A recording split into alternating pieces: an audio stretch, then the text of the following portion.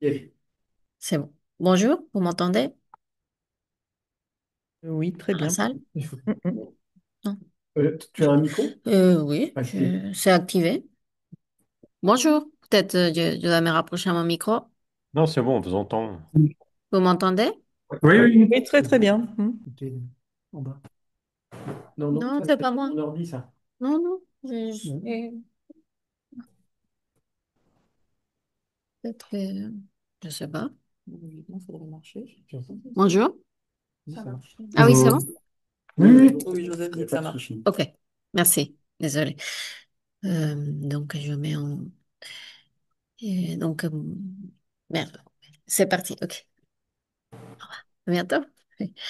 Donc, merci Dominique pour l'invitation. Donc, c'est l'occasion, comme tu dis, de découvrir ce qu'ils font, ce que nous on fait et puis aussi ce que vous faites. Donc, je découvre beaucoup de choses. Donc, quand on avait discuté, donc l'idée, enfin, comme je t'avais dit, je travaille beaucoup sur le texte.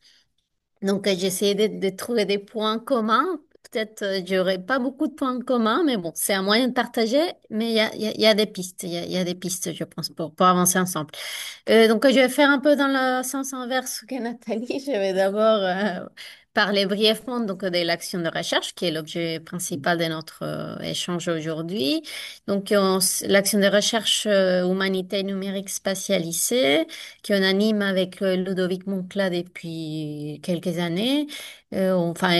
On a décidé de se focaliser sur la question du texte, donc l'extraction d'informations spatiale et l'analyse qu'on peut faire à partir des collections de textes de nature très variée. Je vais mentionner quelques exemples. Et donc, on a aussi un site web et puis je vais vous présenter un petit peu l'action recherche et puis ensuite, c'est en deux parties. Donc là aussi, une partie de la présentation très rapidement. Je vais vous parler d'un projet qui peut informer aussi sur ce que c'est, quelles sont les méthodes, les outils qu'on mobilise. Et ça va être plus simple d'avoir des éléments concrets pour discuter. Alors, donc, les questions au départ de Ludovic, enfin, qu'on avait Ludovic, mais aussi d'autres collègues, enfin, et Nathalie aussi, qui s'intéresse beaucoup trop sur le texte. Et c'est la question d'être spatiaux, d'intérêt dans son texte. Il y a toujours l'information spatiale. Comment on parle de l'espace, des lieux, comment les informations qu'on souhaite lier à ces localisations-là.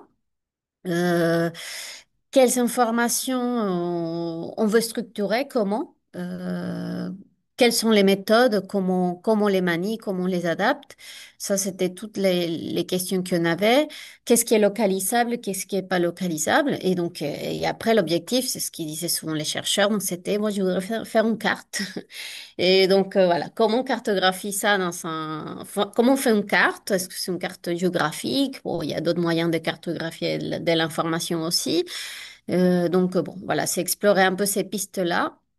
Et aussi, même, peut-être on n'a pas été très loin là-dessus, mais c'est voir comment on peut mêler l'analyse spatiale avec l'analyse textuelle, comment on peut vraiment rendre ça, mettre ça vraiment en commun. Et donc, quel point commun? L'objet, c'est encore plus de texte. Euh, bon, j'en donnerai quelques exemples tout à l'heure. Donc, la thématique principale de la R, mais ça a peut-être évolué, mais à ce stade, c'est donc l'analyse des textes par l'espace et les lieux qui sont évoqués, souvent une perspective historique et chronique. Donc, c'est quand même souvent ce qui évoque les chercheurs. Et tout en associant des questions de recherche en sciences humaines. Donc, il y a toujours des questionnements autour du texte, mais pas que, et ça peut être très différent. Ça peut être des cas vraiment très, très, très différents. Des gens vont s'intéresser plus à la question de style, comment on va parler des lieux, d'autres qui vont plus vouloir avoir ça comme base de données, vouloir juste cartographier et voir où se trouvent ces lieux qui sont cités dans le texte. Donc, c'est très vaste. Et quelque chose que j'ai pas dit au début, en fait, je suis ingénieure de recherche, donc du coup, mon travail, c'est travailler avec les chercheurs, et donc je suis impliquée dans un projet un peu, sont assez différents parfois, et donc là, l'idée, c'est vraiment de trouver des points, des modes, des moyens mutualisés sur les outils, sur les méthodes. Donc, quand on parle des textes, donc ces textes en support numérique, que ce soit numérisé ou nativement numérique, il y a des gens qui s'intéressent à des textes en ligne. Et surtout, bah, il y a la question de la langue qui est importante. Souvent, bah, on a envie de toujours travailler sur une seule langue, mais en fait, dans la réalité, les chercheurs, ils peuvent travailler sur des langues très, très différentes. Ça peut être même des langues très compliquées à gérer, des langues orientales. Et donc, il y a beaucoup ces questions-là. Là, par exemple, je travaille avec une étudiante qui travaille sur l'arabe. Donc, bon, ça implique mobiliser des méthodes très différentes. Donc, quel type de texte? Mais c'est vraiment pas exhaustif. Donc, il y a des textes littéraires, donc la fiction, la critique littéraire, récits de vie, des voyages. Donc, il y a eu des projets un peu sur ces questions-là. Enfin, projets dans lesquels j'ai travaillé, mais aussi des projets des membres justement de l'action de recherche et d'autres chercheurs. Et aussi, donc, du côté, disons, des histoires sciences sociales, parce que, bon, là, moi, je suis ensemble la bonne histoire, donc je vois ça plus souvent, c'est donc les encyclopédies, les dictionnaires, aussi les enquêtes, ça arrive de plus en plus. Enfin, le besoin d'automatiser la recherche dans son enquête. Enfin, des annuaires, comme est-ce qu'elle peut parler Nathalie, des recensements aussi, donc toute cette vaste archive en fait des données, enfin d'images qu'on souhaiterait rendre en texte numérique pour pouvoir faire des recherches. Et bon, journaux de bord, la presse aussi, et c'est un type de corpus qui est très mobilisé dans ces travaux, catalogue d'art, enfin voilà, donc c'est vraiment très très vaste. Donc, les types de méthodes, d'outils qui nous intéressent, donc ça va sur trois axes, on va dire, trois volets, même si on rentre pas dans tous les détails forcément.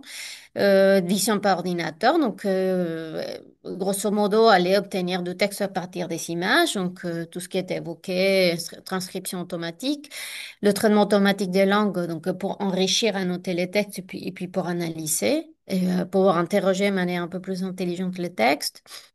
Et évidemment, la géomatique, les systèmes d'information géographique, donc pour localiser les informations, les cartographies. Donc ça va à peu près dans cette pipeline, si on peut parler aussi à ce niveau-là des pipelines. Et donc, évidemment, quand on change des domaines de texte, des langues, donc des paramètres changent, donc il faut adapter les ressources et adapter les outils. Et donc, c'est là on a besoin de partager, discuter avec d'autres personnes et voir ce qui existe.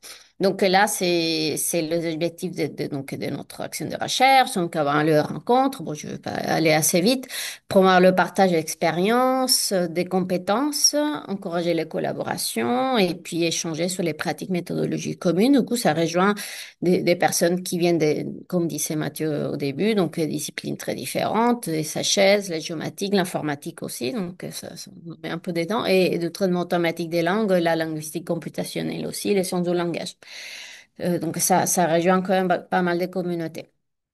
Et donc, on organise des événements quand on a l'occasion. Enfin, habituellement, c'est une fois par an. On le fait soit dans le cadre de la conférence du GDR, donc SAGEO, ou bien dans les journées Magis. Et donc, on essaye de faire une fois par an, sauf une année, on ne peut pas faire.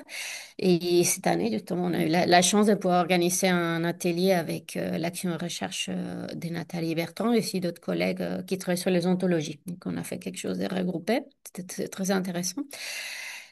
Et donc, bon, avec ces éléments-là, l'idée, donc, c'était j'aurais pu choisir ce projet, mais voilà, mais il semblait celui-là, c'est un projet qui réunit des éléments intéressants, enfin, et concrets qui pourraient, du coup, illustrer ce qu'on fait, oui, ce qu'on peut faire.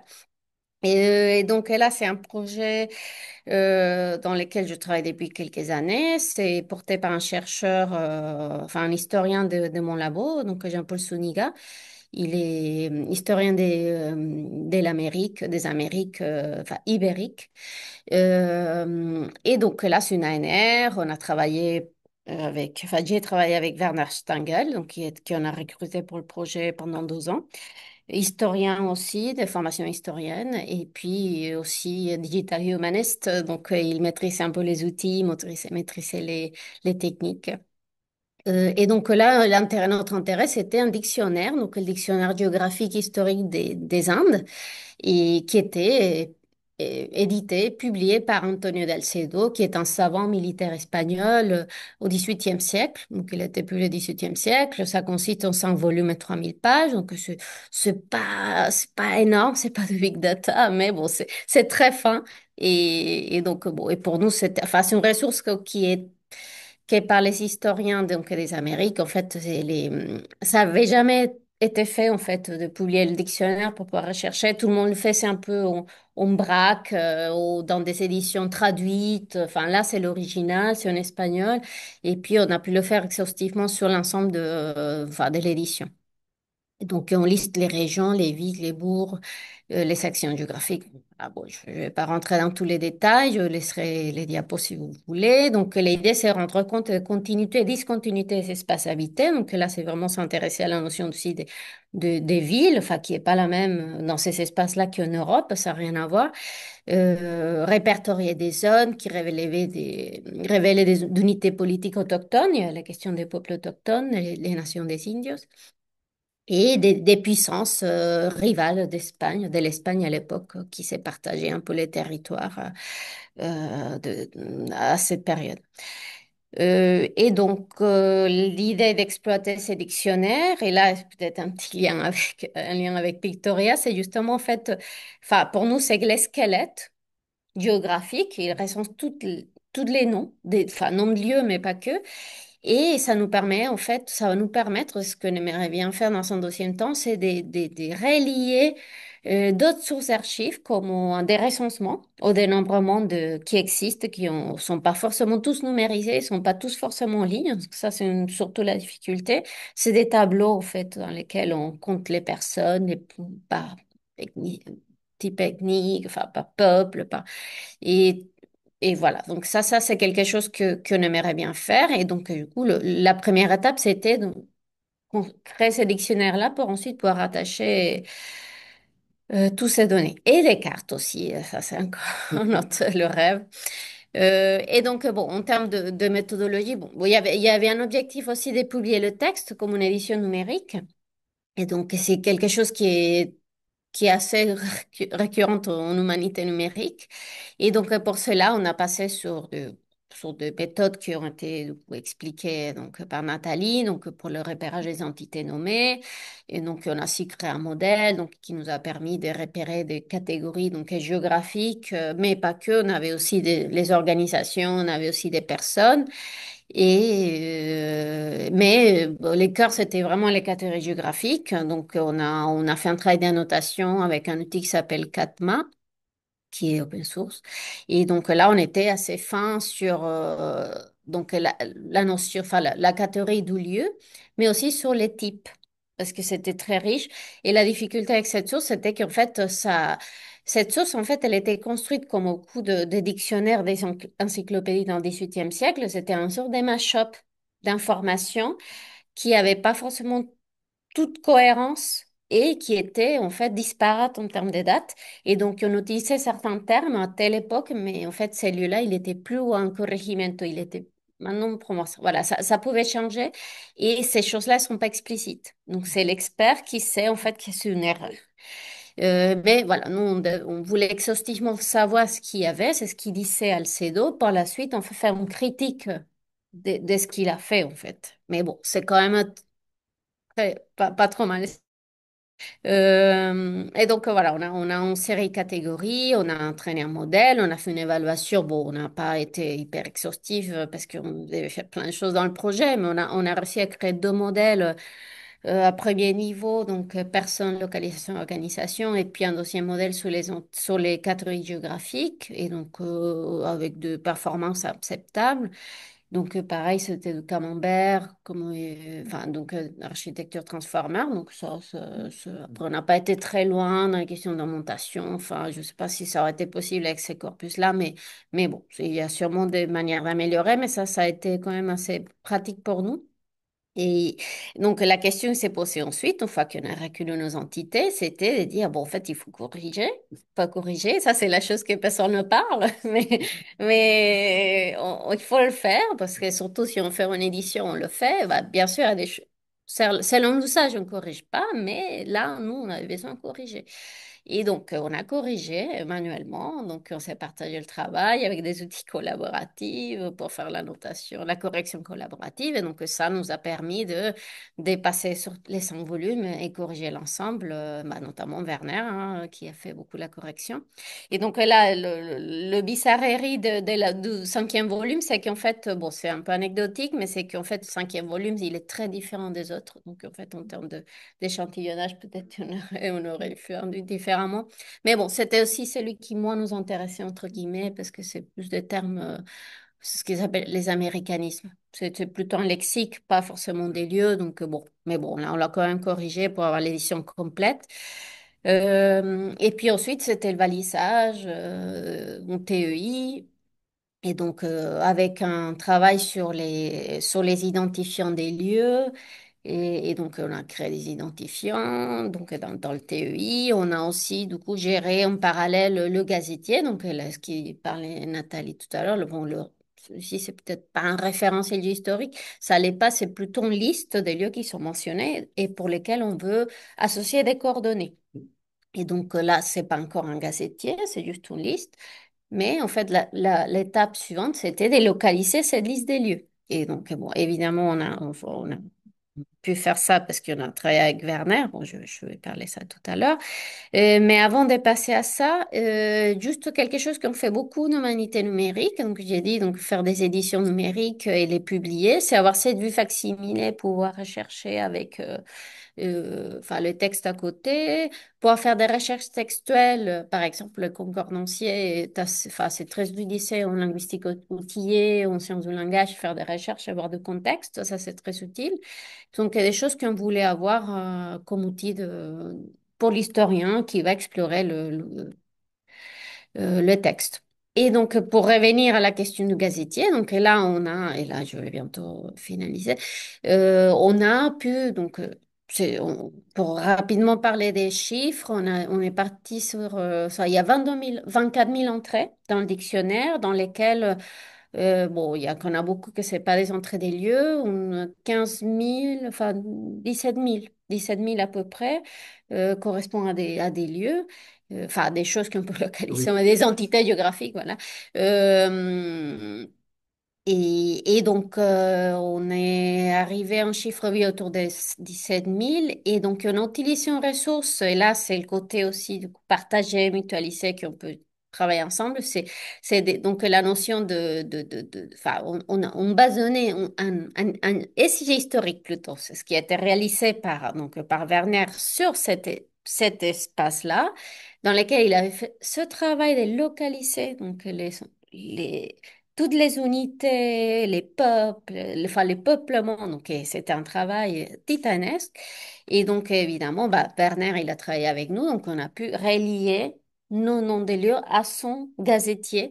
Et donc c'est un gazetier qui avait été publié par Werner quand même, enfin, qu'on a pu du coup enrichir, nous. Donc ça, c'était aussi l'intérêt qu'on travaille avec lui, c'est que lui, il avait créé son gazetier à partir d'autres sources beaucoup de cartes, mais aussi des sources un peu disparates. Et nous, ce qui lui manquait, c'est Alcedo. Et donc, on a pu retrouver les références dans sa base d'Alcedo, la trace, et puis aussi, on a pu enrichir. Il y a autour de 1 500 entrées qui ne sont pas dans Alcedo. Donc, c'est un enrichissement, c'est une petite contribution de projet à la base. Et puis, on a créé une interface SIG classique pour faire l'exploration, qui est en cours encore des configurations, d'améliorations pour les utilisateurs. Et puis, donc, j'ai évoqué juste quelques pistes pour la suite et qui pourraient peut-être avoir des liens avec Pictores. C'est la question des cartes, en fait, quelque chose qu'on n'a pas fait. Et donc, Nathalie en a parlé avec le cadastre apollonien. Nous, on avait quelques cartes. Enfin, c'est pas des séries de cartes.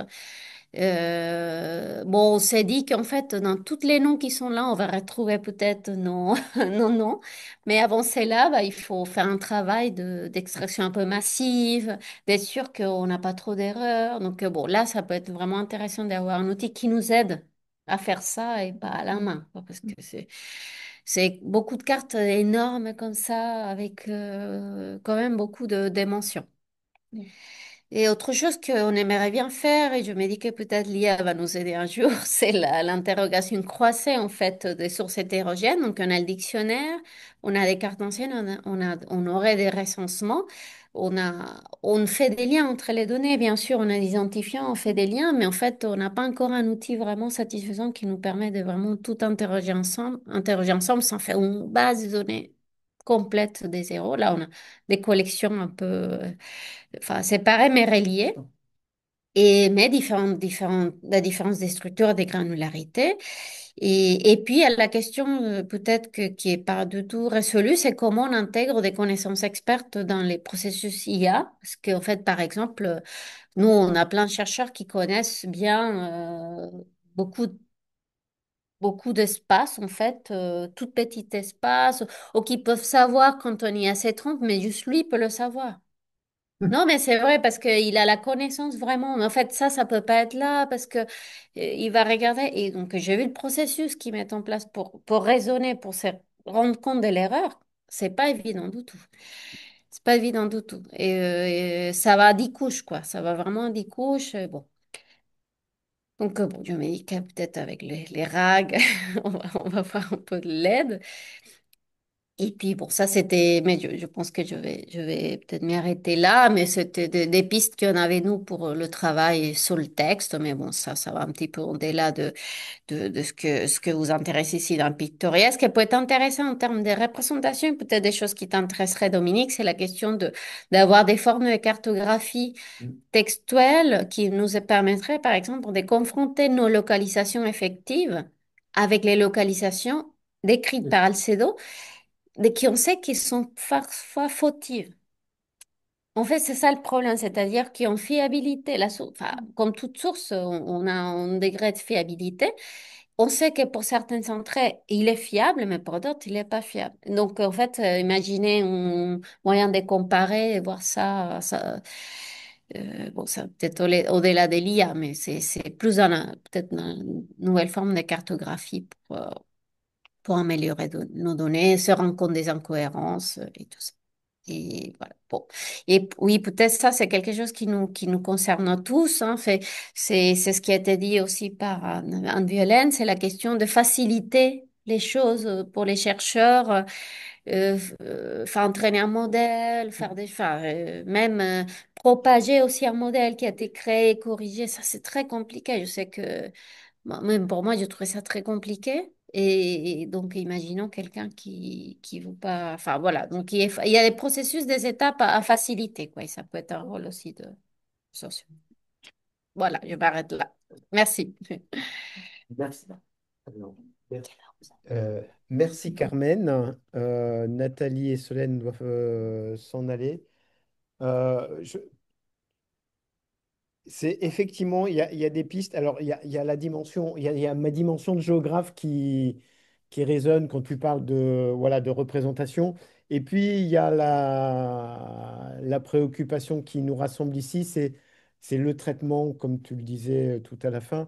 C'est partager l'expérience de traitement, de codage, de tout ça. Alors ça, j'en suis pas encore là. Ça, c'est plutôt à voir, par exemple, avec des gens comme Barthélemy ici. Mais c'est l'objet de se croiser et de comprendre un peu nos modes de fonctionnement. Moi, il y a une chose que je retiens aussi, c'est sur la participation des contributions, c'est à la fin. On a vu avec Solène et Nathalie, on a parlé de contribution pour annoter. Là, la contribution sert à corriger voilà, qui sert à corriger. Merci beaucoup. On garde le contact. Merci, au revoir. Peut-être Avec, pour réagir peut-être pour réagir et donner un oui, peu. Je pense que les outils, comme on l'a vu, les outils qui permettent de faire de la segmentation de façon, ce qu'on appelle zéro shoot, c'est-à-dire sans apprentissage, hein, je pense qu'ils vont encore s'améliorer. Ils sont déjà très puissants. Donc, je pense que pour la notation, il y a vraiment des outils. Alors, je suis d'accord avec vous, une cartographie, les cartes, c'est un peu particulier parce que vous avez effectivement plus des symboles que de la texture image. Et je pense que c'est un peu exactement. déstabilisé. Mais bon, ça, je pense qu'un jour ou l'autre, ça sera intégré dans l'apprentissage des réseaux. Et ce qu'il y a, c'est que ces réseaux sont tellement volumineux on est un peu condamné à attendre que les grandes infrastructures vous les intègrent. Après, bon, vous pouvez avoir une approche sur, si vous avez les bases de données, hein, de les approcher pour qu'ils fassent en sorte que ces outils comme SAM intègrent vos données pour faire de l'apprentissage, hein, voilà. Après, surtout si vous avez déjà un certain jeu de données plus ou moins noté. Ça, c'est le premier point. J'en ai pas parlé moi, mais il y a aussi des modèles de fondation qui sont très intéressants, qui jumellent le texte et l'image, avec certains modèles qui sont génératifs, c'est-à-dire vous lui donnez une image et il va vous générer du texte. Donc ça, c'est pour les oncologies, les trucs comme ça. Alors, avec les mêmes limites et réserves actuelles, hein, c'est-à-dire que les bases sur lesquelles ils ont été entraînés ne sont pas des documents anciens, etc., etc. Et pour le dernier point également, c'est aussi, il y a beaucoup de méthodes qui s'appellent maintenant hybrides ou neurosymboliques, qui vont donc, qui cherchent à associer, alors c'est embryonnaire, hein, mais ça va se développer assez vite, qui associent justement exactement ce que vous voulez faire, c'est-à-dire les réseaux de neurones convolutifs, parce que c'est ce qu'il y a de plus puissant et c'est ce qui, à mon avis, on trouvera pas mieux pour traiter les images, en fait, parce que la structure même de l'image, l'œil fonctionne comme ça, donc je pense que c'est... Et on associe à ça des règles symboliques qui peuvent être les connaissances experts pour Voilà. guider, en fait. Donc, c'est des machines, enfin, c'est des algorithmes qui vont traiter à la fois l'image, je veux dire, au niveau du pixel, et avec des règles sous-jacentes qui lui seront données. Donc, ça, c'est en plein développement et je pense que, voilà, vous aurez des outils. En tout cas, c'est bien de participer à.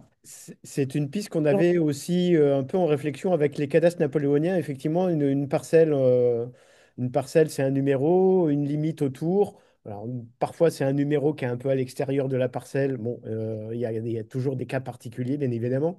Mais on pourrait fort bien imaginer effectivement une règle d'identification qui aide l'IA. Et notre Ouais. interrogation, c'était de savoir si on améliorait réellement. Ouais. Après, la euh, difficulté, je pense, c'est que pour l'instant, on est à un niveau où la règle expert telle que vous la formulez, elle n'est pas formulée. Enfin, faut trouver une manière de la formuler jusqu'à un Bah, bien sûr sûr, image, oui, un oui, de peu en gros, quoi, l'exprimer. ou au niveau instant, c'est-à-dire quelque chose que la machine est capable de comprendre. Mais Tout à ça fait. viendra, c'est-à-dire que ça, je suis sûr que sur ce type de, comment dire, de connaissances descendantes qui fait qu'on pourra formuler les choses comme on fait maintenant là, avec un certain nombre de modèles de fondation. Voilà. Mais ça, je pense que c'est en pleine évolution et je pense que les évolutions vont aller assez vite quand même, hein. Mhm. Oui, effectivement. Y a-t-il d'autres réactions dans la salle? En tout cas, merci beaucoup pour ces petits points en perspective, Sylvie. Finalement, ça permet d'ouvrir et de finir la journée en beauté. Bah, je ne sais pas si Barthélémy, tu... Ouais, après, c'est vrai qu'il y a pas mal de problématiques sur le partage des modèles, Tout sur à ces fait. choses-là, en fait, qu'il faudrait réagir, enfin, qu'il faudrait et voilà, essayer de construire ou de co-construire en fait quelque chose pour, on en parlait hein, dans les différents projets.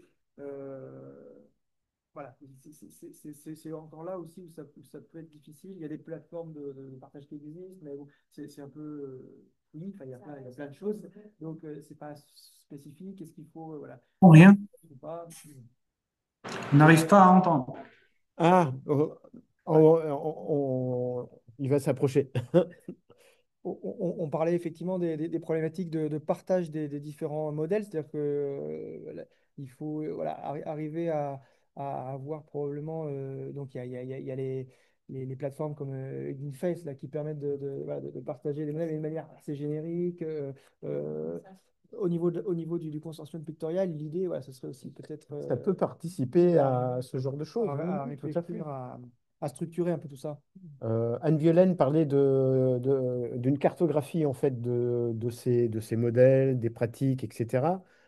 Ça participe un Mm. peu C'est de vrai. ce mouvement d'échange et pourquoi pas sur certains modèles créer des expériences, des croisements d'expériences qui pourraient vous aider. et à la fois modèle et dataset, quoi. Oui, oui, tout à Et fait. aussi,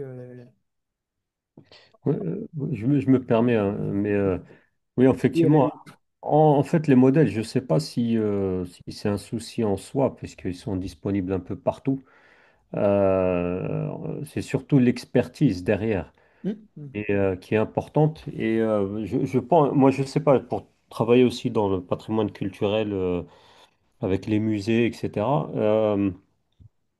On a le problème d'expertise, en fait. Comment concrétiser, ou plutôt comment mettre sur papier les problématiques des experts côté patrimoine. Qu'est-ce qu'ils attendent de l'IA et nous, derrière, comment y Y répondre, quoi. répondre. Ouais, je pense que ça peut être quelque chose qui est très important à mettre en place. Après, comment le faire, c'est souvent assez compliqué, mais des réunions peut-être de travail qui se focalisent sur une thématique, voilà, Oui, les plans, voilà, les cadastres que vous avez présentés, qu'est-ce qu'on attend, qu'est-ce que vous voulez en faire, et à partir de là, je sais pas, mais c'est possible. Par exemple, nous, à Sorbonne Paris Nord, on a des projets toute l'année. Les étudiants Master 2, là, ils ont des projets qui commencent en début d'année et qui finissent en mars. Ça peut être, voilà, leur donner un projet sur les cadastres, tester les limites de SAM sur les cadastres. Des choses comme ça peut être fait et ça permettrait de répondre à certaines questions. À Polytech, il y a aussi le même genre de choses à Polytech Orléans que je connais mieux. Sur 2 mois, je crois, et sur toute l'année, pardon, mais c'est des projets de 2 semaines maintenant, alternés. Et donc, il y a des choses comme ça qui sont possibles. Si on a les problématiques, les remontées des problématiques, on peut chacun de notre côté choisir un, deux projets, les proposer aux étudiants. D'ailleurs, vous pouvez même participer aux réunions des suivis, en tout cas nous, chez nous, c'est possible. Et voilà, ça peut répondre à certaines choses, enclencher une certaine synergie pour peut-être derrière avoir un projet, monter un projet ou aller plus oui, loin, tout quoi. à fait. Ouais. Oui, oui, c'est une très bonne idée. Oui. Si c'est possible de proposer des sujets, pourquoi pas? Nous, c'est possible. Je pense que Polytech, il faut voir avec Sylvie, mais je pense que c'est possible À également. Tours aussi, on en a proposé parfois. Là, on n'en a pas relancé cette année.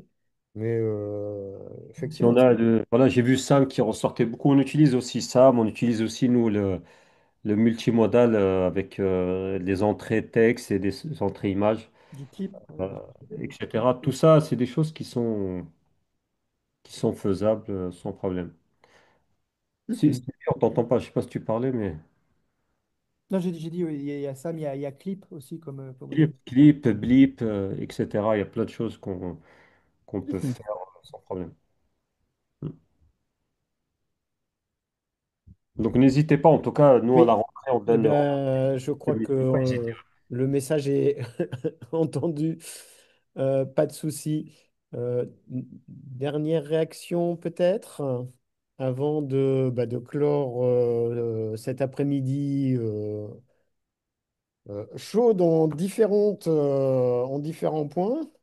Sur le thermomètre, on n'en parle pas, mais très, très riche en termes d'idées, de développement, de croisement. Mais ma foi, il n'y a plus qu'à faire fructifier tout ça. Euh, je remercie infiniment les participants à cette réunion dont le programme était bien dense quand même. Euh, mais, mais je crois que les initiatives sont tellement variées et un peu éparpillées que c'était l'occasion de partager un peu tout ça. Merci à tous ceux qui ont suivi et pour leurs questions. Euh, je garde le contact avec la majorité d'entre vous et on continuera sous différentes formes, à commencer peut-être donc par une liste forum auquel vous vous inscrirez ou pas, mais vous êtes libre de toute manière, ça, il n'y a pas de souci. Mais c'est une solution qui nous permettrait de croiser un peu toutes ces initiatives. Voilà. Je vous remercie beaucoup. Merci Dominique pour Au Merci. revoir à l'organisation. tous. Merci pour l'organisation de ça. Oui. Au revoir, à bientôt. De rien. Au revoir.